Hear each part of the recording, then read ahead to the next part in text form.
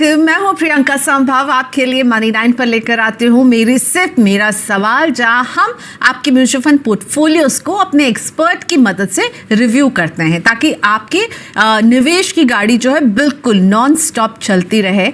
कोई अगर speed breaker देख रहा है, और जिससे मेरा मतलब है कि मान लीजिए आपने पोर्टफोलियो में कुछ ऐसी स्कीम्स ले रखी हैं जो आपके लिए वर्क नहीं कर रही हूँ, लेकिन आप समझ नहीं पा रहे हैं, तो हम आपको मदद करते हैं उस प्रॉब्लम को आइडेंटिफाई करने में और आइडेंटिफिकेशन के साथ साथ उसका सोल्यूशन देने में। तो आज आपकी प्रॉब्लम को आइडेंटिफाई करने और बहुत ही इंटरेस्टिंग टॉपिक गोल्ड में क्या चल रहा है ये समझाने के लिए मेरे साथ जुड़े हुए हैं अल्फा कैपिटल के partner doctor Mukesh Jindal. Hi Mukesh ji, welcome to money 9 once again.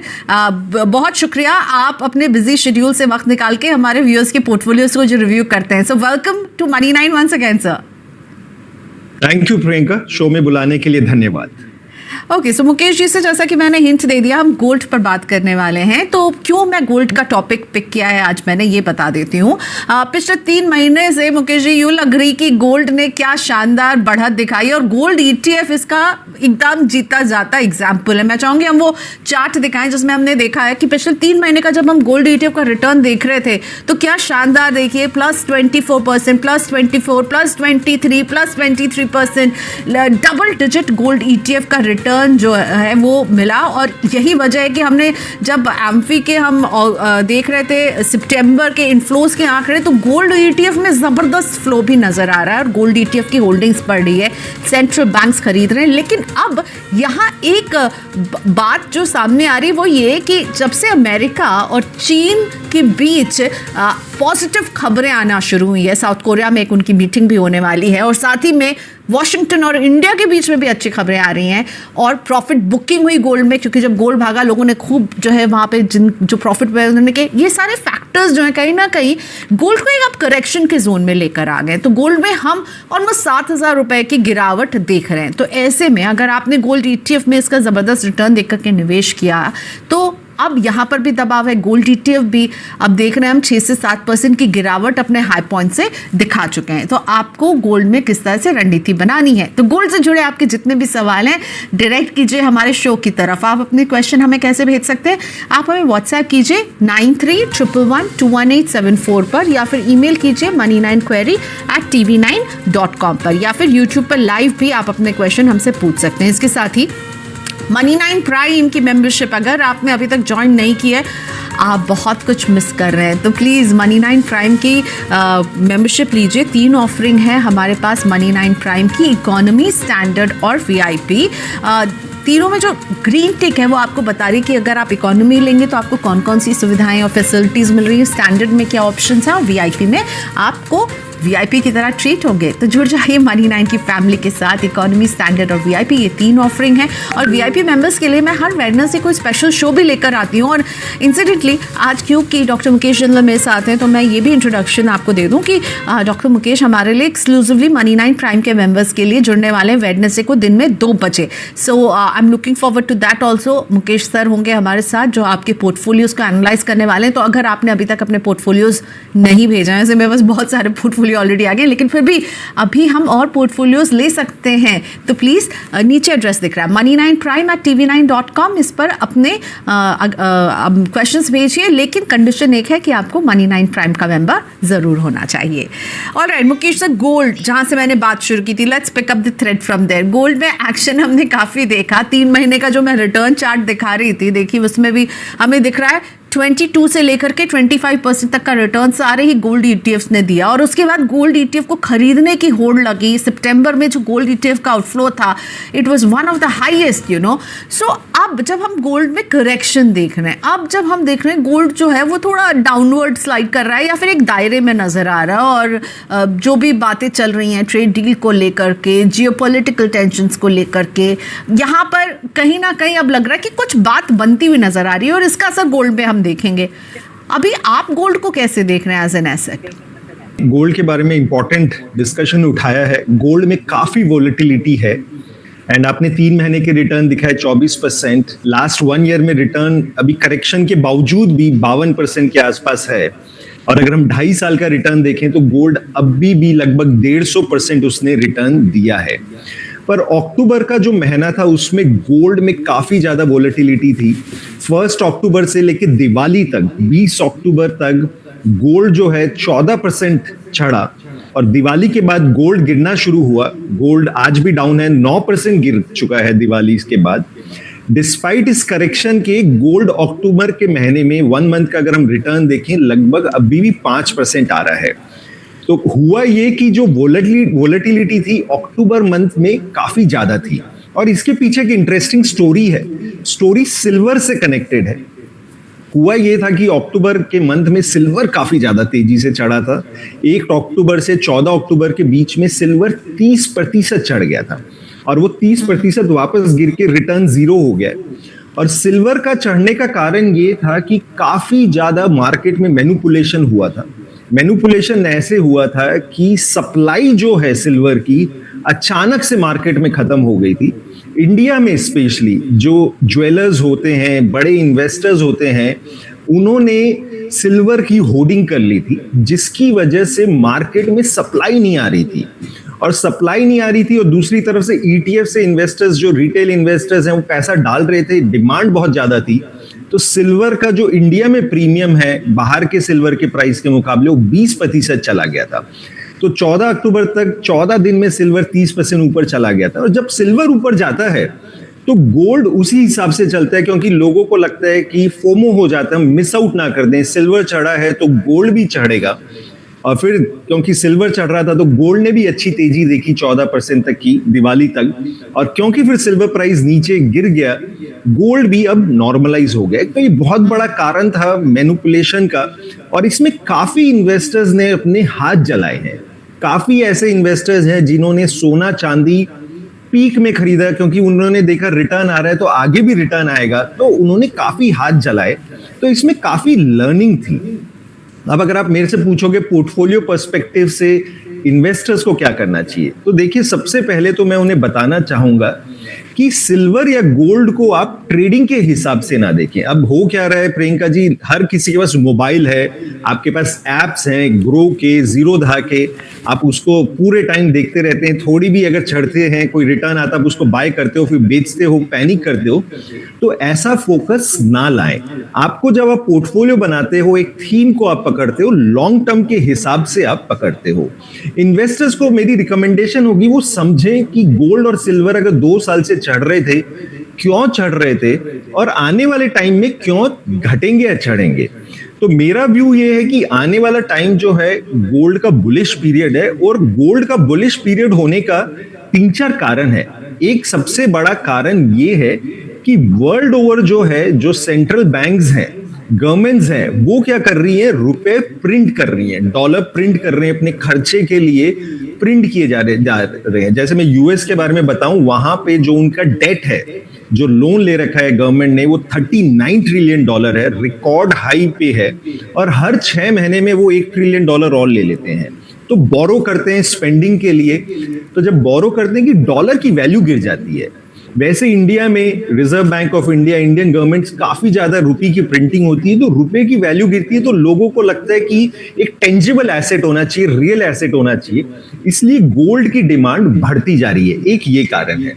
दूसरा सबसे बड़ा कारण ये है कि जो सेंट्रल बैंक्स हैं, यूएस फेड, आरबीआई, सब रेट कट कर रही हैं। यूएस फेड ने अभी ऑलरेडी इस साल लगभग 1.25% रेट कट कर दिया और अभी अक्टूबर 29 को फिर करेंगे और फिर दिसंबर में भी करेंगे। तो जब इंटरेस्ट रेट नीचे आते हैं तो जनरली कमोडिटीज अच्छा करती हैं, स्पेशली प्रेशियस मेटल, क्योंकि लोग रियल एसेट होल्ड करना चाहते हैं। और तीसरा, जियोपॉलिटिकल टेंशंस काफी बढ़ गई हैं, कभी वॉर हो रही होती है, कभी ट्रम्प कुछ बोल रहा होता है, तो उसके प्रोटेक्शन में भी डॉलर, जो गोल्ड है, उसकी डिमांड काफी ज्यादा बढ़ गई है। और हम देख रहे हैं सेंट्रल बैंक्स जो हैं वर्ल्ड ओवर बाइंग कर रही हैं, अपने जो रिजर्व्स हैं वो डॉलर बेच के गोल्ड खरीद रहे हैं एज अ सेफ हेवन। तो मेरे को लगता है ये ट्रेंड आने वाले टाइम में लंबा चलेगा और इन्वेस्टर्स जो अपने पोर्टफोलियो में 5 से 10% गोल्ड सिल्वर का मिक्स करके करें, ज्यादा गोल्ड लें और उसको रिटर्न के हिसाब से ना देखें, उसको एक हेजिंग के हिसाब से देखें कि जब भी कोई जियोपॉलिटिकल टेंशन होगा, कोई स्ट्रेस होगी, तो आपका ये वाला पार्ट पोर्टफोलियो का जो गोल्ड एंड सिल्वर का, वो आपको ऊपर मिलेगा। तो इसको पोर्टफोलियो के लॉन्ग टर्म हिसाब से अगर इन्वेस्टर्स देखेंगे तो उनका एक्सपीरियंस अच्छा होगा। आपने मुकेश जी अभी एक वर्ड यूज किया कि लोगों ने पीक पर हाथ जलाए, ठीक है, क्योंकि गोल्ड भागे जा रहा था, आप सबको लग रहा था, फोमो हो रहा था, मेरी गाड़ी छूट जाएगी भैया, फियर ऑफ मिसिंग आउट में सब लोग जिस भी प्राइस में ऐड करना शुरू कर रहे थे और कई लोगों ने पीक पर हाथ जलाए। तो जिनके हाथ जल गए उनको आप अभी क्या किस तरह का ऑइंटमेंट लगाएंगे उनको जो जिनके हाथ जल गए गोल्ड में इन्वेस्टमेंट करके? देखिए प्रियंका जी, बहुत ही सैड है वैसे, किसी के अगर हाथ जला है तो अच्छी बात नहीं है, लॉसेस किसी के लिए अच्छा नहीं होता है। बट मैं उन इन्वेस्टर्स को स्पेशली बोलना चाहूंगा, अगर आपको इस समय लॉस है गोल्ड में, प्लीज आप पैनिक ना करें, उसको बेचे नहीं, क्योंकि अगर आप गिरे हुए मार्केट में जब लॉस है आपको गोल्ड में, आप बेच दोगे तो जो अभी नोशनल लॉस है वो रियल लॉस बन जाएगा। जनरली देखिए, कोई चीज अगर बहुत ज्यादा चढ़ जाती है तो जरूरी होता है कि वो थोड़ा सा करेक्ट करे, स्टेबलाइज हो। आप हिस्टोरिकली कोई भी बुल रन देख लीजिए, किसी भी कमोडिटी में, किसी भी एसेट क्लास में, ऐसा नहीं कि नॉन स्टॉप जाता है, वो जाता है, थोड़ा करेक्ट होगा, फिर जाता है, फिर करेक्ट होगा। और अच्छी बात यह है कि गोल्ड का भी मोमेंटम अच्छा है, लॉन्ग टर्म जो व्यू है वो स्ट्रांग है, तो आप उसको होल्ड करिए। इनफैक्ट जो इन्वेस्टर्स अभी अगर उनका एलोकेशन कम है तो वो बिल्ड भी कर सकते हैं। ओके, सो ये गिरावट आप देख रहे हैं कि ऐड करने का अच्छा टाइम हो सकता है। लॉस में बैठे हैं तो ये ना सोचे कि अब जो है अगर मैं लॉस में बैठा रहा और लॉस होगा तो इसको आपको अभी बेचना भी नहीं है। और इसीलिए शायद मुकेश जी ने पहले ही कहा कि ये हमेशा आप लॉन्ग टर्म सोच के साथ ही गोल्ड में आपको इन्वेस्ट करना। आप ट्रेडर नहीं है, आप इन्वेस्टर हैं, तो हमेशा लॉन्ग टर्म के लिए लेंगे, हेज करने के लिए लेंगे। यानी जब इक्विटी और इन सब दूसरे एसेट में जब प्रॉब्लम होती है तो हम गोल्ड में देखते हैं बढ़त, तो इसीलिए इस बात का ख्याल रखेंगे। ऑलराइट, और गोल्ड ईटीएफ में आपका व्यू क्या? बेस्ट तरीका गोल्ड ईटीएफ ही है इन्वेस्टमेंट करने का? Gold ETF fund of fund या गोल्ड ईटीएफ जो कि एक्सचेंज में ट्रेड होते हैं? देखिए प्रियंका, गोल्ड ईटीएफ की अगर बात करें, गोल्ड ईटीएफ एक्सचेंज में ट्रेड होता है। आप अगर एक्सचेंज से खरीद रहे हैं, इन्वेस्टमेंट कर रहे हैं, तो गोल्ड ईटीएफ ले सकते हैं। और जनरली होता है क्या है, जब हम ईटीएफ खरीदते हैं तो बहुत जरूरी होता है कि इन्वेस्टर्स वॉल्यूम देखें, क्योंकि अगर किसी भी ईटीएफ में वॉल्यूम अच्छा है, वॉल्यूम मतलब कि बायर सप्लायर अच्छे खासे हैं, तो आपको फेयर प्राइस मिल जाएगा। जैसे निफ्टी जूनियर बीज, निफ्टी बैंक बीज हैं, या अपना गोल्ड में भी अच्छे खासे वॉल्यूम होते हैं, तो जो उसका फेयर प्राइस होता है वो आपको मिल जाता है। एंड जो इन्वेस्टर्स एसआईपी करना चाहते हैं या फंड के थ्रू करना चाहते हैं, तो वो इंडेक्स फंड भी ले सकते हैं। इंडेक्स फंड भी ईटीएफ में डाल रहे होते हैं, वो भी लो कॉस्ट होता है, तो आप वहां से भी ले सकते हो। ईटीएफ में इन्वेस्टर्स को जरूरी है कि वॉच करते रहें कि कई बार क्या होता है, प्रीमियम जो होता है एक्सचेंज में काफी ज्यादा हो जाता है, जो उसकी फेयर वैल्यू होती है उससे ज्यादा महंगी डील हो रही होती है। जैसे सिल्वर में भी हुआ था, अक्टूबर के महीने में सिल्वर का जो प्राइस था डोमेस्टिक मार्केट में, ईटीएफ उससे ज्यादा पे बिक रहा था, 20% महंगा बिक रहा था, क्योंकि सिल्वर के नए ईटीएफ्स नहीं आ रहे थे, फंड हाउस इशू नहीं कर पा रहे थे। वो कभी कभी हादसे होते हैं, तो जनरली गोल्ड में ऐसी कोई प्रॉब्लम नहीं आई थी, तो आप गोल्ड ईटीएफ ले लीजिए। अगर आप ईटीएफ के गोल्ड के फंडो फंड खरीदना चाहते हैं, एसआईपी कर रहे हैं, वो भी अच्छा है। ओके, सो एसआईपी करना है तो फंड ऑफ फंड एक अच्छा ऑप्शन है। एक्सचेंज से सीधे सीधे खरीदना है तो ईटीएफ एक अच्छा ऑप्शन हो सकता है। और अभी जब गोल्ड एक डाउनवर्ड ट्रेंड इसमें नजर आ रहा है तो खरीदने का यहाँ भी अच्छा मौका है, मुकेश जी का कहना है। पर हाँ, पोर्टफोलियो को ओवरडू नहीं कीजिएगा। अभी हमें ईटीएफ में भी गिरावट नजर आ रही है, आपको पोर्टफोलियो का 5 to 10% गोल्ड और सिल्वर में रखना है। ओके, समथिंग जो मेरे दिमाग में अभी एक बात आई है मुकेश जी, सिल्वर में हमने जो क्राइसिस देखा, जब सिल्वर की कीमत भागी थी तो ईटीएफ्स ने, फंड ऑफ फंड्स ने लमसम इन्वेस्टमेंट लेना बंद कर दिया था। क्या उस तरह की क्राइसिस हमें गोल्ड में भी दिख सकती है क्या? देखिए प्रियंका, जो फंड हाउसेस ने बंद किया था सिल्वर में पैसा लेना, क्योंकि जैसे मैंने थोड़ी देर पहले बताया था, सिल्वर की सप्लाई हो गई थी स्क्वीज, फंड हाउस के पास नए सिल्वर नहीं मिल रहे थे कि वो ईटीएफ्स इशू करें, और काफी ज्यादा डिमांड थी क्योंकि इन्वेस्टर्स का पैसा आ रहा था पास परफॉर्मेंस देख के, तो इसलिए फंड हाउसेस ने स्टॉप कर दिया था। तो ऐसा हुआ, पर गोल्ड में हमें कोई ऐसी प्रॉब्लम दिखी नहीं। बट कहना बड़ा मुश्किल है कि आने वाले टाइम में गोल्ड में होगा नहीं होगा, कल को गोल्ड में भी हो सकती है, होर्डिंग हो ही सकती है, कुछ भी हो सकता है। तो जरूरी है इन्वेस्टर्स थोड़े वॉचफुल रहें। सडनली अगर रिटर्न में स्पाइक है या लॉसेस सडनली ज्यादा हो रहे हैं, ऐसा कुछ अनवांटेड या सडन कुछ होता है, तो इन्वेस्टर्स को केयरफुल हो जाना चाहिए। कोई भी चीज आपको अगर 15-20% अचानक से महंगी या सस्ती मिल रही है, किसी ने अचानक से रिटर्न दे दिया है, या तो उसमें अपॉर्चुनिटी हो सकती है या वो एक लॉस मेकिंग अपॉर्चुनिटी भी आप उसको उस तरीके से देख सकते हैं। अपॉर्चुनिटी तो नहीं कहूंगा, वो चैलेंज होगा।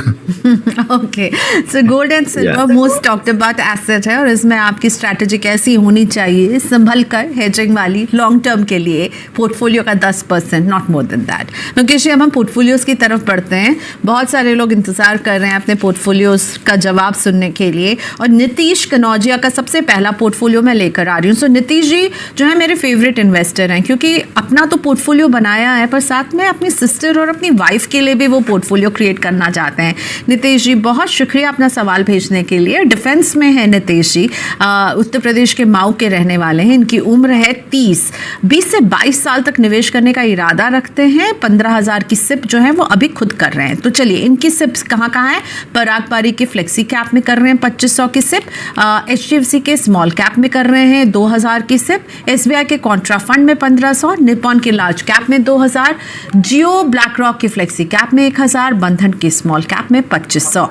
और एक इन्होंने लिखा है ईडलवाइज का, जो इनका यूएस एल्विस, शायद वो टाइपो हो गया है, ईडलवाइज ही होगा ये, ईडलवाइज का US technology fund, Motilal Oswal का large and mid cap fund. ठीक है, ये तो इनकी पोर्टफोलियो है, पर इसके अलावा ये जो चाह रहे हैं, ये 15,000 यहाँ डाल रहे हैं कि अपनी सिस्टर के लिए वो पोर्टफोलियो क्रिएट करना चाहते हैं, जिसमें 6,000 की सिप करना चाहते हैं। सिस्टर की एज है 23, और वाइफ जो है उनके लिए भी निवेश करना है। वहाँ पर भी जो है वो एक स्कीम लेना चाहते हैं अपनी वाइफ के लिए भी, और वो निवेश 4,500 रुपये, 3 फंड्स में करना चाहते हैं। वाइफ की एज जो है उन्होंने 28 बताई है, और यहाँ स्टेप अप भी करेंगे 10 to 15% का, वाइफ की पोर्टफोलियो में भी और सिस्टर के पोर्टफोलियो में भी स्टेप अप करेंगे। तो अपना पोर्टफोलियो बना लिया। अपनी सिस्टर के लिए अब जो है वो लेना चाहते हैं 6,000 रुपये की सिप करना चाहते हैं, 3 स्कीम्स वहाँ लेना चाहते हैं। वाइफ के लिए 4,500 में 3 स्कीम्स लेना चाहते हैं। क्योंकि मुझे पता है लंबा जवाब होगा, but I think Nitish ji जो करना चाह रहे हैं अपनी फैमिली में, अपने घर के जो विमेन है उनको एम्पावर करना चाह रहे हैं, सो मुझे लग रहा है ये बहुत अच्छा कदम है इनका। बिल्कुल प्रियंका, आपने सही कहा कि अच्छा कदम है, और अच्छी बात यह है कि नीतीश जी डिफेंस से हैं, एंड डिफेंस के बहुत ज़्यादा लोग इक्विटीज़ में नहीं डालते हैं। अब जैसे जैसे अवेयरनेस बढ़ रही है तो वो डाल रहे हैं। डिफेंस वालों के जॉब जनरली स्टेबल होते हैं, उनका मेडिकल वगैरह कवर्ड होता है, सेफ्टी रहती है। तो मेरे को पर्सनली लगता है कि डिफेंस वालों को इक्विटी में ज़्यादा करना चाहिए अगर टाइम होराइजन लंबा है, क्योंकि एक अच्छा कॉर्पस बन जाता है जो उनके रिटायरमेंट के लिए काफ़ी बड़ा सेफ्टी प्रोवाइड करता है जब वो रिटायर। मैं इसमें देखूं इनके पोर्टफोलियो के बारे में, इनकी अगर फाइनेंशियल प्लानिंग की बात करूं तो इनकी जो SIP चल रही है लगभग 15,000 की चल रही है, और मैंने कैलकुलेट करके देखा कि अगर ये 23 साल ऐसे ही करते रहें और 14% का रिटर्न हम मान के चलते हैं, जो कि बहुत ज़्यादा नहीं है, तो 23 साल बाद ये कॉर्पस 2.67 करोड़ का हो जाता है, करोड़ का अच्छा खासा कॉर्पस इनके लिए बन जाता है। इनकी सिस्टर के लिए पोर्टफोलियो बनाना चाहते हैं 6,000 रुपये का, और अच्छी बात है स्टेप अप SIP करेंगे, 20% से हर साल अपनी SIP अमाउंट बढ़ाएंगे। तो मैंने देखा अगर ये 25 साल करेंगे तो ये पोर्टफोलियो 8.8 करोड़ का हो जाता है। प्रियंका, मेरे ख्याल से यही एक स्टेप अप SIP की पावर है कि आप 6,000 से स्टार्ट कर रहे हो, बट कॉर्पस आपका 8.8 करोड़ का हो जाता है, क्योंकि आप हर साल 20% SIP का बढ़ा रहे हो। वाइफ के लिए इन्होंने बोला 4,500 की SIP करेंगे, वहां पे ये स्टेप अप 15% का करेंगे। तो मैंने कैलकुलेट करके देखा कि 22 साल में ये जो कॉर्पस है लगभग 2 करोड़ 20 लाख का हो जाता है। तो मेरे को लगता है अगले 22-25 साल में इनके पास अच्छा खासा कॉर्पस हो जाएगा, जिससे रिटायरमेंट की इनकी बढ़िया प्लानिंग हो जाएगी। अब इनके फंड्स पे अगर मैं आऊं, फंड्स देखूं तो मेरे को लगता है इन्होंने फंड्स थोड़े ज्यादा ले रखे हैं, 8 फंड्स ले रखे हैं। मेरे को नहीं लगता इतने फंड्स की जरूरत है, तो फंड को हम रिड्यूस कर सकते हैं। कई बार जैसे मैं हर बार बोलता हूँ, माइनस करना जरूरी होता है प्लस करने से। इन्वेस्टर्स कोशिश करता रहता है मैं कोई चीज नहीं ऐड कर लूँ, एडिशन से ज्यादा माइनस पे आप फोकस करेंगे। जितना सिंप्लीफाई करेंगे उतना बेटर होगा। तो अगर मैं इनमें माइनस करना चाहूं तो देखिए इनके पास 2 स्मॉल कैप फंड है, एक HDFC स्मॉल कैप, एक बंधन स्मॉल कैप। आपको 2 स्मॉल कैप फंड्स की जरूरत नहीं है। मेरे को लगता है HDFC स्मॉल कैप आप बंद कर सकते हैं। दो उसने पास में अच्छा रिटर्न दिया, बट AUM बड़ा हो गया और स्मॉल कैप के लिए AUM बहुत बड़ा होना अच्छी बात नहीं होती, तो HDFC स्मॉल कैप में बंद कर देंगे। SBI कॉन्ट्रा, वैसे फंड मैनेजमेंट टीम अच्छी है बट काफी टाइम से परफॉर्मेंस अंडर परफॉर्म कर रही है उनकी, तो SBI कॉन्ट्रा भी हम बंद कर देंगे। एक जियो का ब्लैक रॉक फ्लेक्सी कैप है कि नया फंड है, इसका फिलहाल कोई ट्रैक रिकॉर्ड नहीं है, तो जब ट्रैक रिकॉर्ड बनेगा, अच्छी परफॉर्मेंस देगा, तब इसमें आप ऐड कीजिएगा, तो एक बार उसमें भी हम स्टॉप कर सकते हैं। तो 5 फंड मैं आपको जो रिकमेंड कर रहा हूं जो आपके पोर्टफोलियो में अच्छे हैं, पराग पारिक का फ्लेक्सी कैप फंड, निपॉन का लार्ज कैप, एक बंधन का स्मॉल कैप, एक मोतीलाल का लार्ज एंड मिड कैप, और एक एडलवाइस का US टेक्नोलॉजी फंड। एक अच्छी चीज है, इन्होंने इंडिया के बाहर भी डाइवर्सिफिकेशन का सोचा है। देखिए लास्ट 1 ईयर की हम रिटर्न देखिए, इंडिया ने कोई रिटर्न नहीं दिया, US all time high return दे रहा है। एडलवाइस US टेक्नोलॉजी US में डालता है टेक कंपनीज में, अभी महंगी है बट आने वाले टाइम में मेरे को लगता है कि जो US का टेक डिसरप्शन है वो चलेगा, एक लॉन्ग टर्म थीम है, तो ये इसमें कर सकते हैं। इन्होंने अपनी वाइफ और सिस्टर के लिए 3 फंड बोले जहां पे वो कर सकते हैं, क्योंकि टाइम होराइजन 20 साल है, तो मैं ज्यादा फोकस मिड एंड स्मॉल में कर रहा हूं क्योंकि मेरे को लगता है रिटर्न वहां से ज्यादा निकल सकता है। तो दोनों के पोर्टफोलियो में मैं जो फंड्स रिकमेंड करूंगा, एक पराग पारिक का फ्लेक्सी कैप फंड जो कि एक लार्ज कैप हैवी है और उसमें कुछ US के भी स्टॉक्स हैं, एक मोतीलाल का मिड कैप और एक बंधन का स्मॉल कैप। तो मिड, स्मॉल और लार्ज कैप हैवी में 3 फंड में मैं रिकमेंड कर रहा हूँ। इसमें आप कर सकते हैं बराबर का अमाउंट, सिस्टर वाइफ दोनों के लिए आप सेम पोर्टफोलियो बना लीजिए, ट्रैकिंग में आपके लिए इजी होगा। तो थोड़े से सजेशंस हैं एंड नीतीश भाई के लिए, तो आप ये कर लेंगे तो मेरे को लगता है आपका पोर्टफोलियो अच्छा बन जाएगा। ओके, सो नीतीश जी, आपको अपने पोर्टफोलियो से कुछ स्कीम्स कम करनी है, रखना है आपको पराग पारिक का फ्लेक्सी कैप, निपॉन का लार्ज कैप, बंधन का स्मॉल कैप, एडलवाइस का US टेक्नोलॉजी और मोतीलाल ओसवाल का लार्ज एंड मिड कैप। ये 5 स्कीम आपको मेंटेन करनी है, बाकी से निकल जाइए। और अपनी सिस्टर के लिए और अपनी वाइफ के लिए 3 स्कीम्स, एक फ्लेक्सी कैप पराग पारिक का, मोतीलाल का मिड कैप, बंधन का स्मॉल कैप, ये हमारे गेस्ट की रिकमेंडेशन है। और आपने जिस तरह से बताया स्टेप अप करेंगे ना, मुकेश जी को लग रहा है कि बहुत अच्छा अमाउंट आप उनके लिए क्रिएट कर पाएंगे। स्टेप अप बहुत ज़रूरी हो जाता है। Best of luck Nitish ji, आगे बढ़िए, निवेश करते रहिए, अपने लिए भी निवेश कर रहे हैं, अपनी फैमिली के लिए भी। बहुत अच्छा लगा। अगला क्वेश्चन लेकर आते हैं। मैं एक यूट्यूब लाइव क्वेश्चन अब पिक कर रही हूँ संकेत कुमार नाग जी का। गुड इवनिंग संकेत जी, इन्होंने हमें बताया कि ये कर रहे हैं निपॉन इंडिया के लार्ज कैप में 1500 की सिप, मोतीलाल ओसवाल के मिड कैप में 1000 की सिप चल रही है, पर फ्लेक्सी कैप मैं मान के चल रही हूँ पराग पारिक, क्योंकि सिर्फ फ्लेक्सी कैप लिखा है, क्योंकि ज़्यादातर लोगों के लिए पराग पारिक की फ्लेक्सी कैप है। यहाँ 1000 की सिप, बंधन का स्मॉल कैप 1500 की सिप, SBI का स्मॉल कैप 500 की सिप। 20 साल तक निवेश करेंगे, 10% से टॉपअप भी करेंगे, और 20 साल में क्या 1 करोड़ जोड़ पाएंगे संकेत इस पोर्टफोलियो के साथ। 2 स्मॉल कैप है बंधन और SBI, एक फ्लेक्सी कैप है, एक मिड कैप है मोतीलाल का, और लार्ज कैप है निपॉन इंडिया का।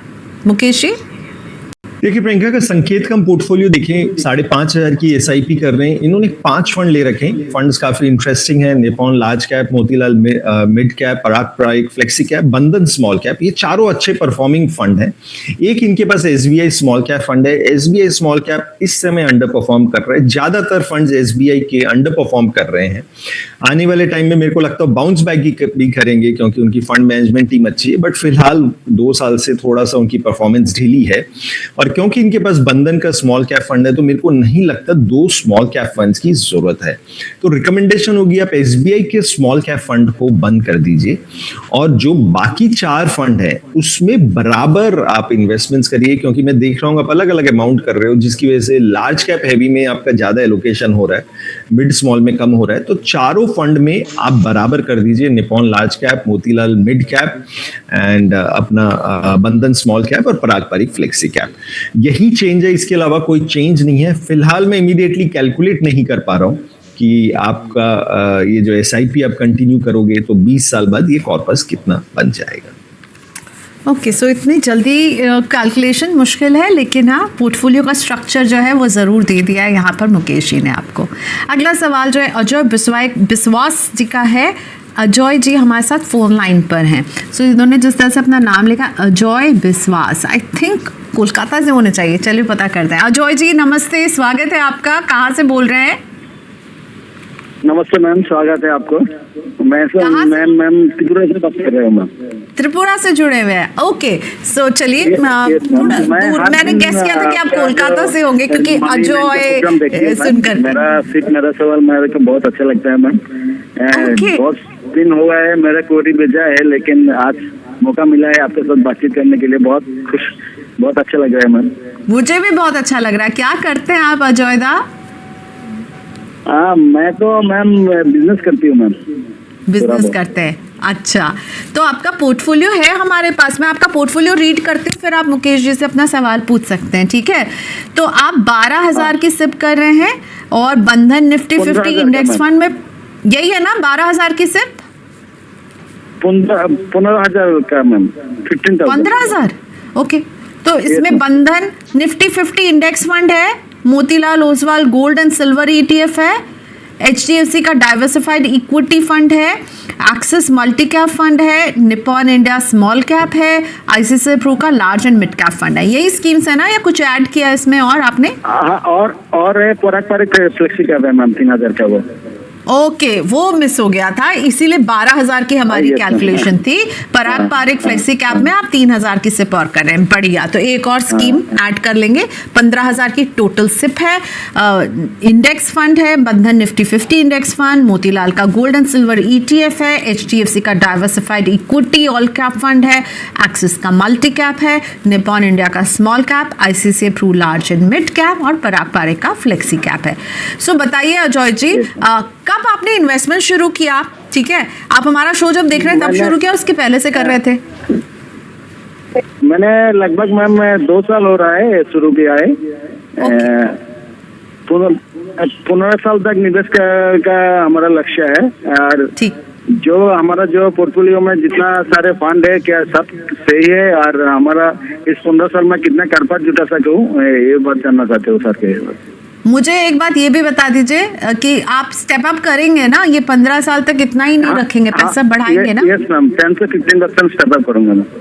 ठीक है, और ये आप अपने रिटायरमेंट के लिए बचा रहे हैं? हाँ, रिटायरमेंट के लिए मैम। हमारा उम्र अभी 38 है।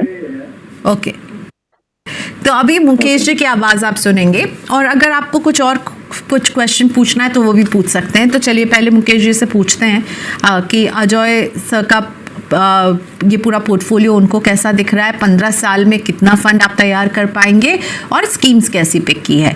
मुकेश सर बताइए, अजय सर को क्या करना है, कुछ चेंजेस करवाएंगे आप? और मैंने ये तो आपसे इनका पोर्टफोलियो पहले शेयर किया, तो कुछ कैलकुलेशन में आई एम होपिंग कि आप दे पाएँ अजय जी को।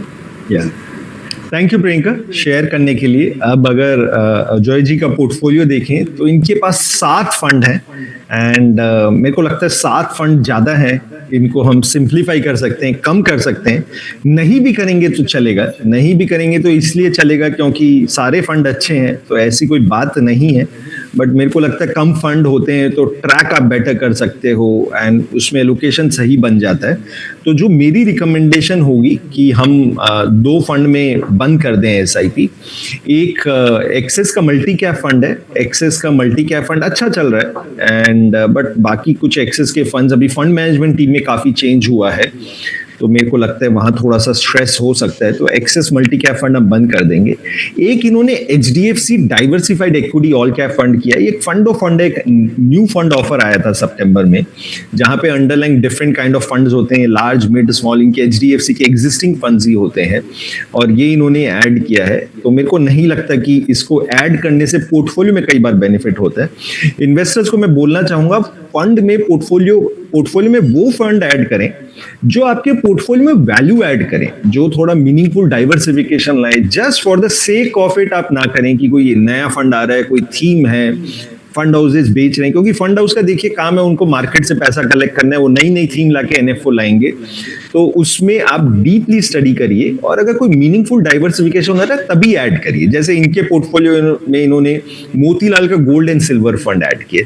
ये एक अच्छा डाइवर्सिफिकेशन है क्योंकि गोल्ड जनरली ऊपर मिलता है जब इंडियन मार्केट्स डाउन होती है, तो कोरिलेशन एक बढ़िया बन जाता है पोर्टफोलियो में। नेगेटिवली कोरिलेटेड हम इन्वेस्टमेंट्स उठाते हैं। तो जो मैं इनको रिकमेंड करूंगा, एक्सेस मल्टी कैप फंड और HDFC डाइवर्सिफाइड फंड बंद कर दीजिए। इसके बाद इनके पास 5 एग्जिस्टिंग फंड रह जाएंगे। बंधन का निफ्टी 50 इंडेक्स फंड जो लार्ज कैप है, गोल्ड एंड सिल्वर रह जाता है, एक निपॉन स्मॉल कैप फंड, एक ICICI लार्ज एंड मिड और पराग परी का फ्लेक्सी कैप फंड। तो ये पांचों अच्छे फंड हो जाते हैं। Mid, small, large, gold, silver, index, ये सब में अच्छा हमारा एलोकेशन बन जाता है। और जो एलोकेट करें अजय जी, आप उसमें बराबर का एलोकेशन करें ताकि मीनिंगफुल एक्सपोजर सब में मिल जाए। तो ये थोड़ा सा चेंज था। अब मैं आपकी फाइनेंशियल प्लानिंग पे आऊं, क्योंकि आप 15,000 की SIP कर रहे हैं, 15 साल करेंगे और आपने बोला 15% का स्टेप अप भी करेंगे, तो मैंने कैलकुलेट करके देखा कि लगभग ये पोर्टफोलियो 15 साल बाद 1,80,00,000 का हो जाता है। अच्छा फिगर बन जाता है आपके रिटायरमेंट के लिए, प्लानिंग के लिए, फ्यूचर खर्चे के लिए। ओके, सो अच्छा खासा आप कॉर्पस बना के सर ने कहा है, ये 2 फंड मैंने नया शुरू किया है, HDFC का ऑल इक्वल फंड में और एक्सिस मल्टी कैप, दोनों फंड में मैंने नया शुरू किया है निवेश। लेकिन बंद करो तो कैसे करो, अभी तो शुरू ही हुआ है बस। ठीक है, वैलिड क्वेश्चन। अब नया शुरू किया, देखिए आपकी पुराना ही पोर्टफोलियो अच्छा चला आ रहा था अजय सर। मुकेश जी, ये दोनों अभी अभी शुरू किए, तो थोड़ा सा वेट करके स्टॉप कर दे से कुछ एग्जिट लोड कब शुरू किया है, कितना समय हो रहा है इन दोनों को शुरू किए हुए अजय जी? ये मैम तो थोड़ा IPO तो 1-2 महीने के बाद आगे शुरू हुआ है, 2-3 महीने हुआ है अभी। 2-3 महीने हुआ होगा। मुकेश जी, अगर स्टॉप करना है तो वो रास्ता भी बताइए ना अजय जी को कि कैसे स्टॉप करें। एकदम सिर्फ रोक दें, पैसा वहीं पड़ा रहने दें, निकाल लें, क्या करें? देखिए अजय जी, आपने बहुत ही वैलिड क्वेश्चन पूछा है और मैं आपको बताता हूँ इसको आप कैसे हैंडल करें, एंड ये बाकी इन्वेस्टर्स के लिए भी काफी जानना जरूरी है। देखिए, जब आप SIP स्टॉप करते हो तो आपके ऊपर कोई पेनल्टी नहीं लगती है, कोई एग्जिट लोड नहीं लगता है, आप कभी भी स्टॉप कर सकते हो। और ये म्यूचुअल फंड की एक अच्छी ताकत है क्योंकि ये इन्वेस्टर्स को आपको राइट दे रही है आप कैसे करना चाह रहे हो। ये इंश्योरेंस पॉलिसी नहीं है कि आपने कमिट कर दिया है तो आपको खरीदना ही है, इन्वेस्ट करना ही है। तो पहला स्टेप तो ये है, आप SIP इन 2 फंड में स्टॉप करेंगे। स्टॉप करेंगे तो फिर आप क्या कर सकते हो, जो एग्जिस्टिंग फंड्स हैं जो मैंने बाकी के रिकमेंड किए उसी में आप स्टार्ट कर लीजिए। तो ये हुआ SIP चेंज का पैटर्न। अब होगा ये, क्योंकि आपने एक्सेस मल्टी कैप में और HDFC डाइवर्सिफाइड फंड में 2-3 इंस्टॉलमेंट आपने ऑलरेडी की है, और जनरली हम देखते हैं कि कई फंड्स में 6 महीने से लेके 1 साल तक का एग्जिट लोड होता है, और अगर गेन है और अगर आप 1 साल पहले उसको बेचते हैं तो शॉर्ट टर्म कैपिटल गेन 20% का लग जाता है।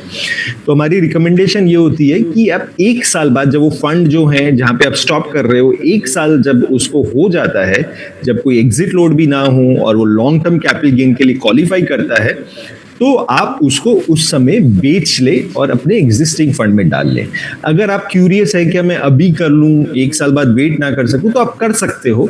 आप उस केस में कर सकते हो कि आप देख लीजिए कोई एग्जिट लोड तो नहीं लग रहा है, क्योंकि मैं पर्सनली बहुत बड़ा फैन नहीं हूं एग्जिट लोड देने का, क्योंकि फालतू में वो लॉस ही होता है। अगर इंडेक्स फंड में वैसे ही एग्जिट लोड नहीं होता है, अगर एग्जिट लोड नहीं है तो आप बेच लें। अगर लॉस में तो कोई फर्क नहीं पड़ता है, क्योंकि कोई टैक्स भी नहीं लगेगा। अगर थोड़ा गेन है आपके एग्जेम्पशन लिमिट में, तब भी आप उसको बेच के पोर्टफोलियो को कंसोलिडेट कर सकते हो। चलिए, अब हम अगले क्वेश्चन की तरफ बढ़ते हैं और पंकज जी का क्वेश्चन ले रही हूँ मैं लाइव से। पंकज जी जो हैं 6 स्कीम्स में 5-5 हज़ार रुपए डाल रहे हैं। 25 साल का नज़रिया है, गोल है 12 करोड़ और 10% टॉपअप भी करेंगे। अभी 30,000 की सिप चल रही है। निपॉन के लार्ज कैप में है 5,000 की सिप, बंधन के स्मॉल कैप में है 5,000 की सिप, मोतीलाल के large and mid cap, Kotak का मल्टी कैप, ICICI का मल्टी एसेट फंड और जियो का फ्लेक्सी कैप। तो ये 6 इनकी म्यूचुअल फंड स्कीम्स हैं। सभी में 5,000 की सिप कर रहे हैं। टोटल 30,000 की सिप चल रही है। 12 करोड़ पर पहुंचना है इन 25 ईयर्स, 10% का टॉपअप।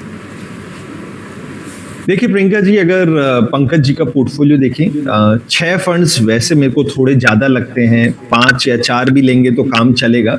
अच्छी बात ये है इन्होंने सारे अच्छे फंड्स लिए हैं एंड अच्छे परफॉर्मिंग वाले फंड लिए हैं, अच्छे इंस्टीट्यूशन से लिए हैं, अच्छे फंड मैनेजर से लिए हैं। तो मेरे को नहीं लगता कि इनमें कुछ चेंज करने की जरूरत है। एक ही जो चेंज मैं इनको रिकमेंड करूंगा कि इनके पास एक जियो का फ्लेक्सी कैप फंड है, उसकी जगह वो अगर मोतीलाल ओसवाल का गोल्ड एंड सिल्वर का इंडेक्स फंड ले लें।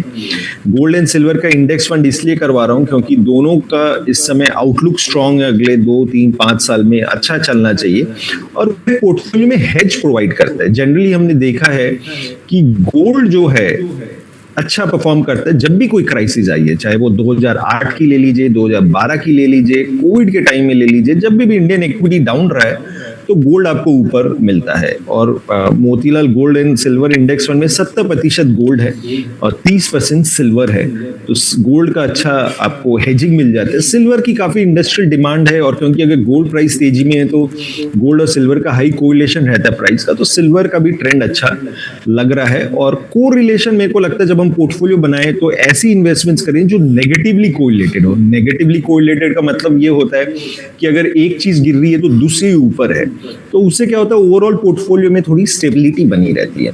तो यही एक छोटा सा चेंज है पंकज जी को कि क्योंकि इनके पास ऑलरेडी इतने सारे इक्विटी फंड हैं, 6 में से मैं 5 को रखना चाह रहा हूँ। जियो फ्लेक्सी कैप को देखिए स्टॉप करने का कारण ये कि नया फंड है, कोई ट्रैक रिकॉर्ड नहीं है एंड उनके पास ऑलरेडी फंड्स अच्छे खासे हैं, तो क्योंकि इसमें एलोकेशन भी अभी कम रहा होगा तो इसलिए मैं चेंज कर रहा हूँ। बाकी मैं कैलकुलेट नहीं कर पा रहा हूँ कि क्योंकि ये लाइव क्वेश्चन है कि रिटायरमेंट कॉर्पस से ये कितना बनेगा।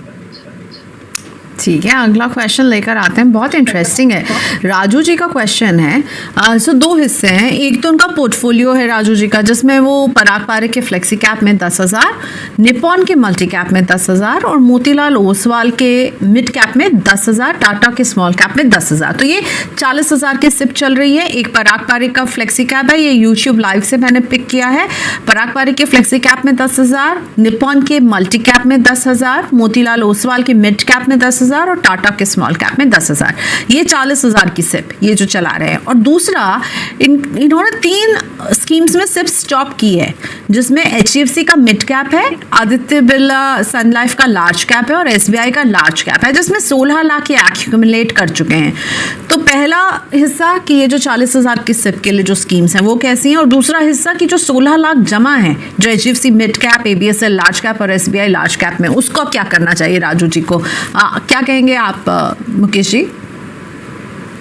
देखिए प्रियंका, अगर हम इसको 2 पार्ट में तोड़ते हैं ताकि सिंप्लीफाइड में जवाब दे सकूं। एक अगर SIP की बात करूं तो देखिए इनके पास Parag Parikh flexi cap, Nippon multi cap fund है, अच्छे टॉप परफॉर्मिंग फंड है, इनके फंड मैनेजर्स भी अच्छे हैं, लार्ज कैप हैवी फंड है, तो इसमें डेफिनेटली इनको SIP कंटिन्यू करना चाहिए।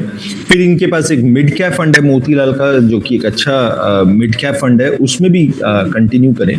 टाटा का स्मॉल कैप फंड है, टाटा का small cap fund lately under perform कर रहा है, तो फिलहाल मैं उन्हें स्टॉप नहीं कर रहा हूँ। मेरी इनको रिकमेंडेशन होगी कि वॉच करें एंड अगर ये 6 महीना 1 साल और अंडर परफॉर्म करता है तो उसको आप चेंज कर लें। जनरली टाटा की फंड मैनेजमेंट टीम फिलहाल अच्छी है, तो मेरे को लगता है बाउंस बैक करना चाहिए। इन्होंने काफ़ी ज़्यादा एलोकेशन जो है इनका लगभग 51 पॉइंट में काफ़ी ज़्यादा माइक्रो कैप में था, और क्योंकि माइक्रो कैप गिरा है तो उसकी वजह से थोड़ा हिट हुआ है, और अगर ये चेंज करें तो बंधन स्मॉल कैप से रिप्लेस कर सकते हैं। बट मेरा सजेशन होगा 6 महीना और वेट करें, क्योंकि इस समय स्मॉल कैप्स में क्योंकि डाउन है और डाउन मार्केट में मैं फंड मैनेजर को थोड़ा टाइम भी देना चाहूंगा कि जब मार्केट बाउंस बैक करती है तो उस समय ये उसको देखें। तो ये हुआ SIP का चेंजेस के बारे में। अब इनके पास जो लमसम पैसा है HDFC मिड कैप में पड़ा हुआ है, आदित्य बिरला लार्ज कैप में पड़ा हुआ है, SBI लार्ज कैप में पैसा पड़ा हुआ है। देखिए वैसे तो फंड्स सारे अच्छे हैं एंड अगर इसको मैं इंडिपेंडेंटली देखूं तो मेरे को लगता है कि लार्ज में बहुत ज़्यादा एलोकेशन है, क्योंकि बिरला का लार्ज कैप, SBI का लार्ज कैप, दोनों में काफ़ी ज़्यादा एलोकेशन बन जाता है। HDFC मिड कैप का अच्छा परफॉर्मेंस है, उसे आप कंटिन्यू कर सकते हैं। बिरला की लार्ज कैप भी फंड अच्छी परफॉर्म वो कर रहा है इस समय, तो उसे आप कंटिन्यू कर सकते हैं। मेरे को लगता है स्मॉल कैप जो है थोड़ा मिसिंग है। और क्योंकि इस समय आप देखिए लास्ट 1 ईयर में हुआ क्या है कि लार्ज कैप ने काफी अच्छी परफॉर्मेंस दी है और मिड स्मॉल माइक्रो काफी डाउन है। एंड लार्ज कैप इस समय अगर आप 1 ईयर का रिटर्न देखेंगे तो लार्ज कैप लगभग 5-6% ऊपर है और मिड कैप स्मॉल कैप वो लगभग माइनस में इस समय 5-6%। तो अपॉर्चुनिटी अच्छी है। तो मेरा सजेशन ये होगा आप एसबीआई लार्ज कैप को बेच के बंधन के स्मॉल कैप में डाल दें, लमसम डाल दें, क्योंकि इक्विटी का पैसा है तो इक्विटी का लमसम जाना चाहिए, क्योंकि मैं नहीं चाहता बाई चांस मार्केट रैली हो तो आप उसको मिस करें। इसमें एक प्रोवाइडेड बात ये स्मॉल कैप में डाल रहे हैं इस समय, तो एटलीस्ट ये अगर 5 से 10 साल का पैसा है, लॉन्ग टर्म पैसा है, तो आप इसमें करेंगे तो मेरे को लगता है इवेंचुअली रिटर्न बेटर आना चाहिए। ओके, चलिए अगला क्वेश्चन नवदीप सारमा जी का लेकर आते हैं। नवदीप जो है काफ़ी यंग इन्वेस्टर है, एज है इनकी 25 और इन्होंने अभी पिछले महीने ही अपना इन्वेस्टमेंट शुरू किया है। बहुत अच्छे नवदीप। तो बता रहे हैं कि ये अभी 3500 रुपीज़ की ही सिप कर रहे हैं, लेकिन इसे आगे बढ़ाएंगे। अभी तो पराग पारी के फ्लेक्सी कैप में 1000 है, HDFC के फ्लेक्सी कैप में 500 है, ईडलवाइज के मिड कैप में 500, मोतीलाल के मिड कैप में 500, बंधन के स्मॉल कैप में 500, मोतीलाल के स्मॉल कैप में 500। 20 साल तक निवेश करेंगे, 4 करोड़ पर पहुंचना चाहते हैं और 5 साल के बाद अभी जैसे 3500 करें तो 10,000 की सिप करेंगे और फिर एनुअल स्टेप अप करते रहेंगे। मुझे लग रहा है इनको लगा कि अगर मुझे शुरू करना है और कम ही पैसे मैं जितना जो है एलोकेशन ले सकूं, अलग अलग स्कीम्स इन्होंने सभी स्पेस की बढ़ ली है, 2 flexi cap, 2 mid cap, 2 small cap. Mukesh ji, आपको नहीं लग रहा है कि नवदीप ने अच्छा ये राइट चुनी है शुरू करने की, अमाउंट भी सही है पर स्कीम ज्यादा लग रहे हैं यहाँ पर? देखिए प्रियंका जी, मेरे को नवदीप जी की अच्छी बात ये लग रही है, यंग है, एसआईपी कर रहे हैं 3500 की। मेरे को लगता है अभी कुछ दिनों पहले या 1-2 साल में इन्होंने करियर स्टार्ट किया होगा। अच्छी बात ये है कि जो बच रहा है थोड़ा उसमें एसआईपी करें, सेविंग्स की तरफ फोकस करें, अपने फाइनेंशियल प्लानिंग की तरफ फोकस करें। यंग एज में नवदीप जी जो है 20 साल की प्लानिंग कर रहे हैं, 4 करोड़ का कॉर्पस का टारगेट कर रहे हैं, तो बहुत अच्छी बात है। इनफैक्ट प्रियंका, मैं आपको बताना चाहूंगा भी आरबीआई ने एक रिपोर्ट निकाली है कि जो हाउस होल्ड डेट है, जो लोगों ने, इंडियंस ने, अपने हाउस होल्ड मेंबर्स हैं जो लोन ले रखा है, वो लास्ट 9 साल में डबल हो गया है। और इस समय जो स्ट्रेस्ड पर्सनल लोन एसेट्स है लगभग 4 लाख करोड़ है। ये ना बहुत बड़ी प्रॉब्लम है, क्योंकि फिनटेक्स एप्स आ गए हैं, लोग इंस्टा में देखते हैं, सोशल मीडिया में देखते हैं, लोन मिल जाता है तुरंत, इजी हो गया है, लोन मिल जाता है, बाय नाउ पे लेटर। एंड एप्पल के जो अभी 17 फोन आए, मैक्सिमम फोन ईएमआई में बिके हैं।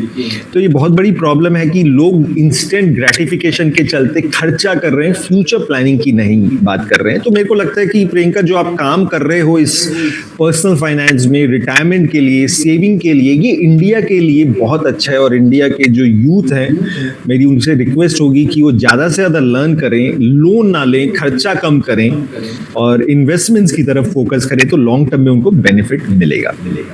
तो अब अगर नवदीप जी की बात करें, देखिए 4 करोड़ की पोर्टफोलियो की बात कर रहे हैं, इनके फाइनेंशियल प्लानिंग में अगर मैं आता हूं तो इन्होंने बताया कि 3500 ये जो है एसआईपी करेंगे 5 साल और उसके बाद उसको बढ़ा के 10,000 कर लेंगे। तो मैंने कैलकुलेट करके देखा कि अगर ये 3500 एसआईपी करते हैं 5 साल तो लगभग पोर्टफोलियो 3 लाख बन जाता है, अगर 14% का रिटर्न आता है।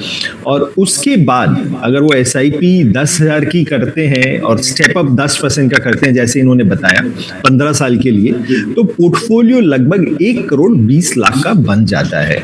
इनका गोल 4 करोड़ का है, तो 4 करोड़ से काफी शॉर्टफॉल हो जाती है। मैंने ये भी कैलकुलेट करके देखा कि 4 करोड़ अचीव करने के लिए इनको जो एसआईपी बढ़ाने की बात कर रहे हैं, कितनी बढ़ानी पड़ेगी, तो मैंने देखा 5 साल बाद इनको एसआईपी 10,000 नहीं करके लगभग 20,000 करना पड़ेगा और स्टेप अप जो है 10% नहीं करके 20% करना पड़ेगा। पर मेरी नवदीप जी से रिक्वेस्ट होगी, इन कैलकुलेशंस पे आप फोकस ना करें। आपको आपका गोल क्लियर है एंड प्रियंका जनरली मैंने देखा है जब गोल दिमाग में होता है तो वो अचीव हो जाता है। और अभी नवदीप यंग है तो मेरे को लगता है कि आने वाले टाइम में उनकी इनकम भी बढ़ेगी और सैलरी भी बढ़ेगी, तो सेविंग्स भी बढ़ेगा, तो गोल पूरे हो जाएंगे। कैसे होगा आप फोकस मत करिए, बस सेविंग बढ़ाते रहिए जैसे जैसे आपकी इनकम बढ़ती है, और मेरे को लगता है आपका 4 करोड़ का गोल भी पूरा हो जाएगा। अब आपकी अगर मैं स्कीम्स के ऊपर आऊं तो स्कीम्स आपने 6 ले रखी है और मेरे को लगता है काफी डुप्लीकेशन है। डुप्लीकेशन है इसलिए क्योंकि अपने 2 mid cap fund 2 small cap fund ले रखे हैं। मेरे को नहीं लगता इतने मिड कैप और स्मॉल कैप फंड्स की जरूरत है। अब आपके फंड के पोर्टफोलियो में फंड्स है कि पराग पारी का अच्छा फंड है, एचडीएफसी फ्लेक्सी कैप वो भी एक टॉप परफॉर्मिंग फंड है। आपके पास 2 मिड कैप फंड है, एडलवाइज मिड कैप फंड और मोतीलाल मिड कैप फंड, दोनों बेहतरीन फंड है मिड कैप कैटेगरी में। बट मैं रिकमेंड करूंगा आप एडलवाइज को स्टॉप करें, मोतीलाल को पिक करें, उसकी फंड मैनेजमेंट टीम फिलहाल मेरे को अच्छी लगती है। वैसे ही स्मॉल कैप में आपके पास 2 स्मॉल कैप फंड है, बंधन स्मॉल कैप फंड और मोतीलाल स्मॉल कैप फंड, वो भी काफी दोनों अच्छे फंड है। बट क्योंकि मैंने मोतीलाल का mid cap fund already select कर लिया है तो मैं नहीं चाहता एक ही फंड हाउस के मैं 2 फंड लूं, तो मैं मोतीलाल स्मॉल कैप नहीं करूंगा, मैं बंधन स्मॉल कैप रिकमेंड करूंगा। तो 4 फंड मैं 2 बंद कर रहा हूं, 4 फंड जो अब आप करोगे, Parag Parikh flexi cap, HDFC flexi cap, Motilal mid cap और बंधन स्मॉल कैप में बराबर का अमाउंट डाल देंगे तो आपकी प्लानिंग पूरी हो जाती है।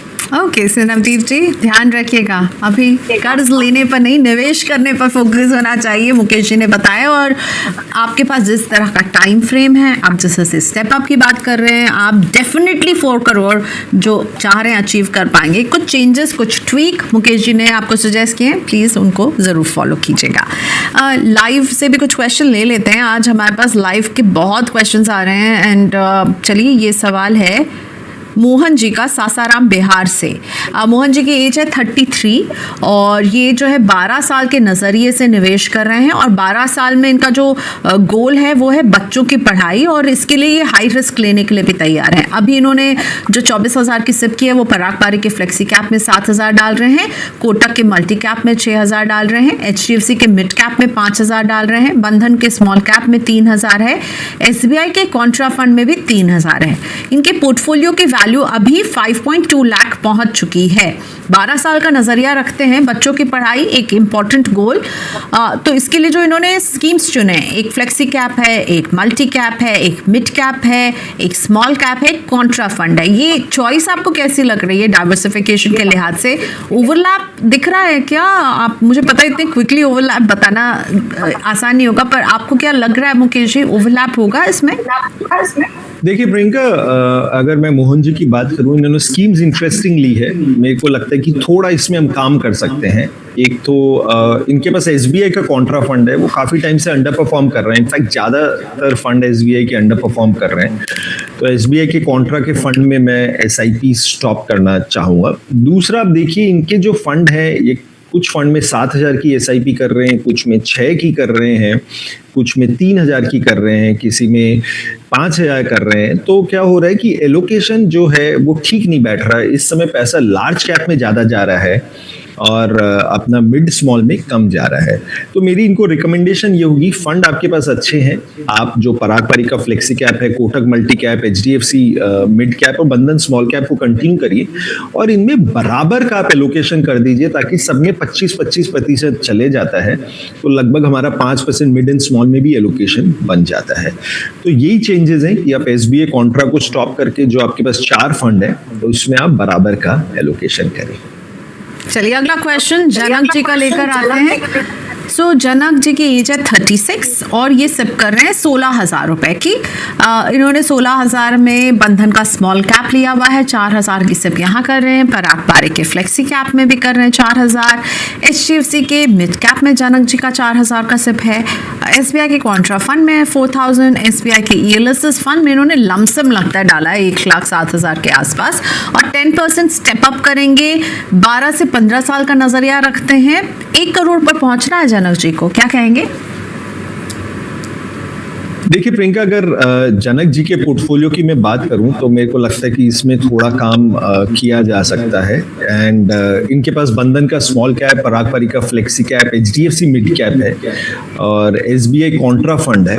मैंने थोड़ी देर पहले जैसे बताया, एसबीआई का कॉन्ट्रा फंड अंडर परफॉर्म कर रहा है, ज्यादातर फंड्स इनके एसबीआई के अंडर परफॉर्म कर रहे हैं, तो वहां मैं एसआईपी स्टॉप करना चाहूंगा। उसकी जगह एक इंडेक्स फंड डालना चाहूंगा, एचडीएफसी बीएससी का 500 इंडेक्स फंड। ये एक लो कॉस्ट इंडेक्स फंड होता है और इसमें इंडिया की जो टॉप 500 लिस्टेड कंपनी सारी आ जाती हैं। 70% लार्ज कैप, 20% मिड कैप और 10% स्मॉल कैप। तो इससे क्या है कि पोर्टफोलियो में थोड़ी स्टेबिलिटी आएगी और बाकी जो एग्जिस्टिंग फंड है, बंधन का स्मॉल कैप, पराग पारी flexi cap, HDFC mid cap, वो अच्छे फंड है। अच्छी बात है आपने mid cap, small cap already उठाए हैं। पराग पारी फ्लेक्सी कैप जो लार्ज कैप हैवी, और ये जो मैं बीएससी 500 इंडेक्स फंड कर रहा हूँ ये भी लार्ज कैप हैवी है। तो मेरे को लगता है कि ये पोर्टफोलियो जो है आपका पूरा बन जाता है। तो ये आपकी एसआईपी में चेंज हुआ। अब आपने एसबीआई की ईएलएसएस में किया हुआ है, मेरे को नहीं पता आप ओल्ड टैक्स रेजिम में हो या न्यू टैक्स रेजिम में हो। अगर आप न्यू टैक्स रेजिम में हो तो आपको ईएलएसएस का बेनिफिट नहीं होगा, तो एक बार उसको रिविजिट कर लें।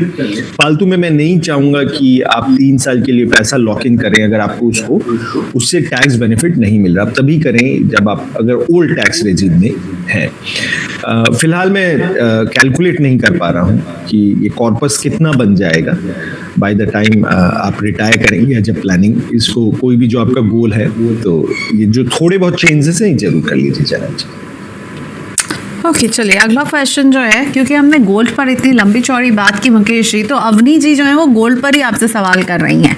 सो सवाल पोर्टफोलियो पर नहीं पर सीधा सीधा गोल्ड पर है कि गोल्ड का रेट जो है वो कहाँ तक जा सकता है और कहाँ तक गिरेगा, क्योंकि इन्होंने ऑलरेडी कुछ 100 ग्राम गोल्ड खरीद करके उसे बेचा है और अब वो वेट कर रही हैं कि मुझे कब खरीदना चाहिए, मैं वेट कर रही हूँ वो राइट प्राइस क्या होगा।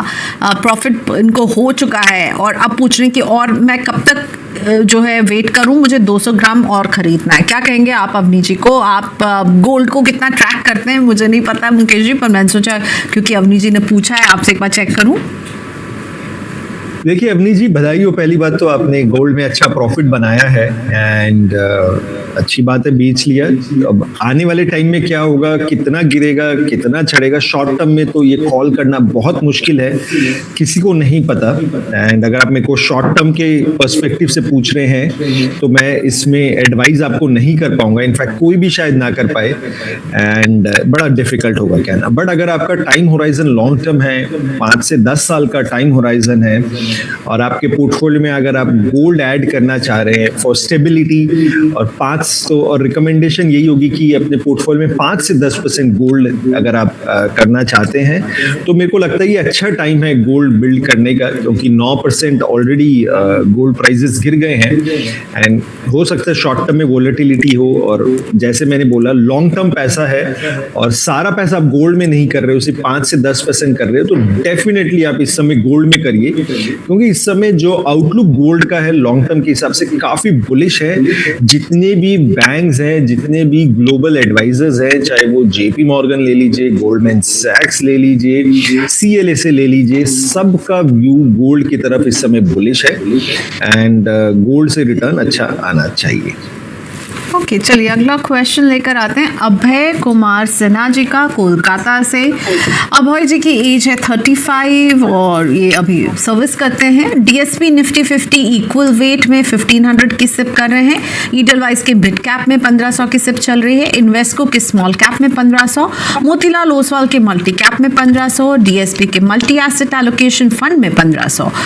कुल मिलाकर इन्होंने 7,500 रुपए की सिप की है। 20 साल तक निवेश करेंगे, 10% से स्टेप अप करेंगे, 3 करोड़ की टारगेट पर पहुंचना चाहते हैं। क्या है आपकी रीडिंग, आपका रिव्यू इनके पोर्टफोलियो का?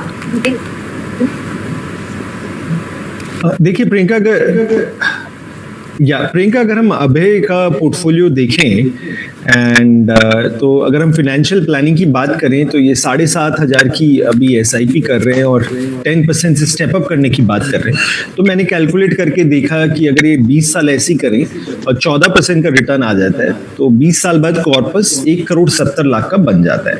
इनका टारगेट लगभग 3 करोड़ का है, तो थोड़ा डेफिसिट रहता है। तो मैंने ये भी करके देखा कि क्या कर सकते थे जिससे गोल पूरा हो जाए। तो मैंने देखा कि इनको अपनी SIP 7,500 से 10,000 करनी पड़ेगी और जो स्टेप अप है वो 10% से 15% करना पड़ेगा। तो बहुत ज़्यादा चेंजेस की ज़रूरत नहीं है। एंड जैसे से आपकी अभय जी की इनकम बढ़ती है तो आप इसमें SIP की तरफ करें, तो मेरे को लगता है गोल अचीवेबल है, क्योंकि आपका टाइम होराइजन लंबा है और रिटर्न अगर थोड़ा सा बेटर आ जाता है तो मेरे को लगता है गोल पूरा हो जाता है। अब अगर आपके पोर्टफोलियो की बात करूं, स्कीम्स की बात करूं, तो आपने बहुत बेहतरीन पोर्टफोलियो बनाया है। आपने लार्ज कैप के इंडेक्स फंड में किया है, एडलवाइज का मिड कैप है, इन्वेस्को स्मॉल कैप है, मोतीलाल का मल्टी कैप और एक DSP multi asset allocation fund भी लिया है, जिसके थ्रू आपको थोड़ा बहुत गोल्ड, सिल्वर, रीट्स का एलोकेशन मिलता है। तो मेरे को लगता है पोर्टफोलियो परफेक्ट है, स्कीम की स्ट्रक्चरिंग अच्छी है, स्कीम्स का सिलेक्शन अच्छा है, फंड मैनेजमेंट अच्छा है, तो वहां आपको कुछ चेंज करने की जरूरत नहीं है, उसे कंटिन्यू आप करें। रियल एस्टेट में किसी ने मुझे बताया नहीं, मैं अपने एक्सपीरियंस से सीखा। 4 क्वाड्रेंट में लोगों को सिखाता हूँ। रूबी वर्मा का अगला पोर्टफोलियो लेकर आते हैं। सो रूबी जी का निवेश चल रहा है अभी SBI के कॉन्ट्रा फंड में 3,000 की सिप कर रही हैं, ICICI प्रू के लार्ज कैप फंड में 2,000 की सिप कर रही हैं, ICICI प्रू के ब्लू चिप फंड में भी 2,000 की सिप कर रही हैं, पराग पारिक के फ्लेक्सी कैप में 3,000 की सिप है, Jio BlackRock small cap fund में भी 2,000 की सिप है। 12,000 की सिप, यस 12,000 की सिप बन रही है। आपको कैसा लग रहा है रूबी जी का पोर्टफोलियो? देखिए प्रियंका, रूबी जी के पोर्टफोलियो की बात करूं तो मेरे को लगता है थोड़ा ओवरलैप है एंड ऑल्सो थोड़ा सा हो ये रखा है कि मिड स्मॉल में कम एलोकेशन है, तो मेरे को लगता है कि थोड़ा इसमें काम किया जैसे कर सकते हैं। जैसे ICICI प्रूडेंशियल का इनके पास लार्ज कैप फंड है और ICICI प्रूडेंशियल का ब्लू चिप फंड है, वो सिमिलर फंड है, दोनों लार्ज कैप में है, तो मेरे को लगता है कि वहाँ ICICI प्रूडेंशियल लार्ज कैप को खत्म कर दे। SBI कॉन्ट्रा फंड वो अंडर परफॉर्म कर रहा है, तो SBI कॉन्ट्रा फंड को जो है वो बंद कर दें उसमें SIP।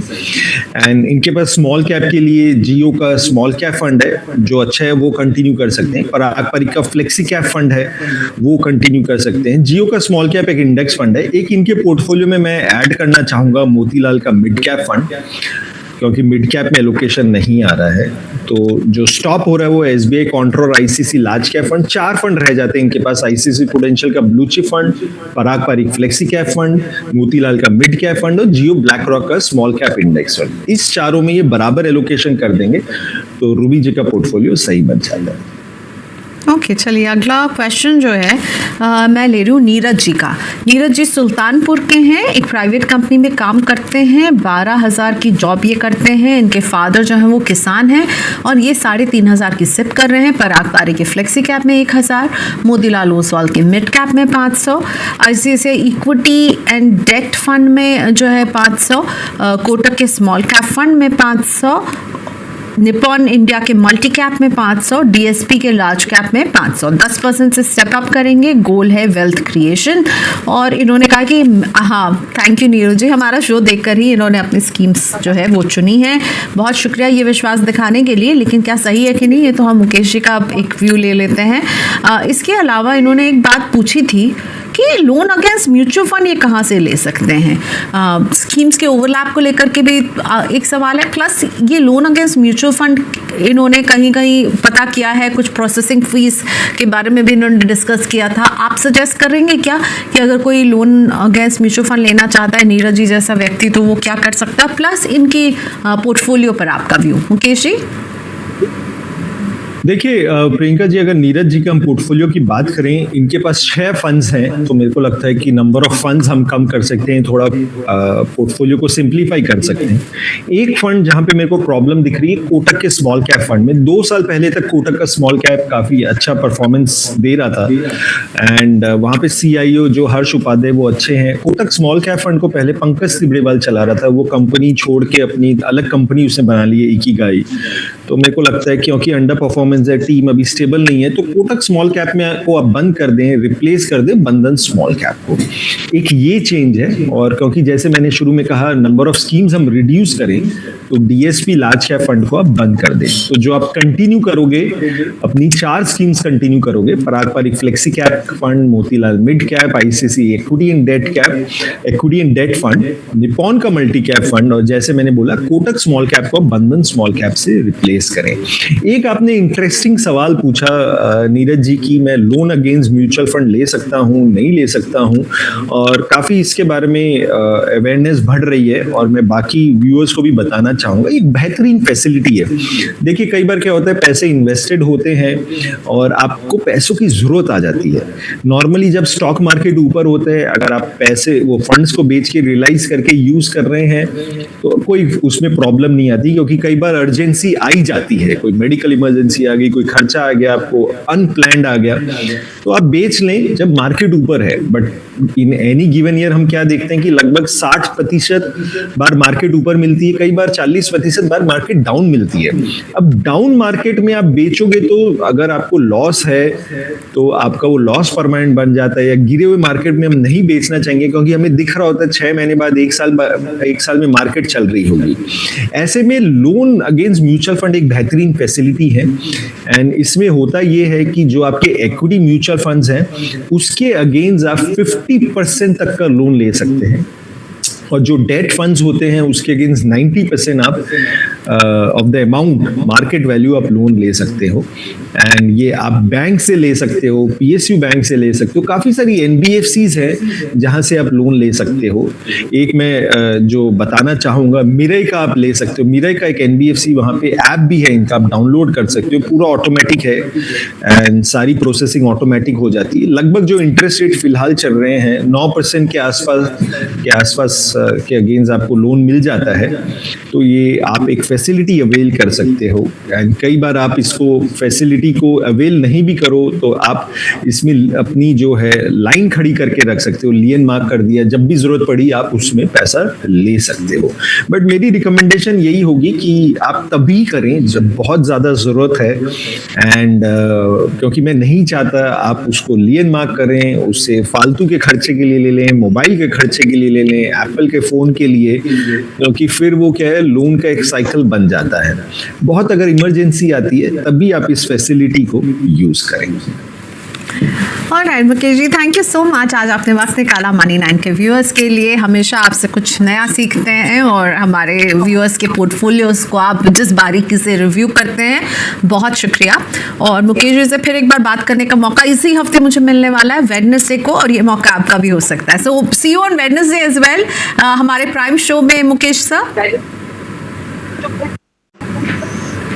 Thank you Priyanka show में बुलाने के लिए, and I look forward next जो है प्राइम मेंबर्स के लिए, I will be looking. Okay, so Wednesday के सेशन में मुकेश सर मेरे साथ रहने वाले हैं। हमारा ईमेल आईडी आप देख सकते हैं वहाँ पे money9prime@tv9.com। तो प्राइम के मेंबर हैं तो जुड़ जाइएगा 29 अक्टूबर वेडनेसडे दोपहर 2 बजे। बाय बाय हमने मुकेश जी को कर दिया, लेकिन मुकेश जी जैसे एक्सपर्ट्स आते हैं हमारे शो में और वक्त निकाल करके आपके पोर्टफोलियोज को अच्छे से रिव्यू करते हैं, बताते हैं चेंजेस। तो अपने पोर्टफोलियोज हमें आप भेजते रहिए इस रेगुलर शो के लिए। अगर आप पोर्टफोलियो भेजना चाहते हैं तो हमारा व्हाट्सएप नंबर है 9311211874। ईमेल एड्रेस है money9query@tv9.com, जहां आप हमें ईमेल कर सकते हैं। और इसके साथ ही आप चाहें तो यूट्यूब पर लाइव भी जुड़ के अपने क्वेश्चन हमसे पूछ सकते हैं। चलिए आज के शो को यहीं वाइंड अप करते हैं। जाते जाते मनी 9 प्राइम की मेंबरशिप एक बार इस पर जरूर नजर डालिएगा। जो हम स्पेशल शोज लेकर आते हैं वो केवल और केवल मनी 9 प्राइम के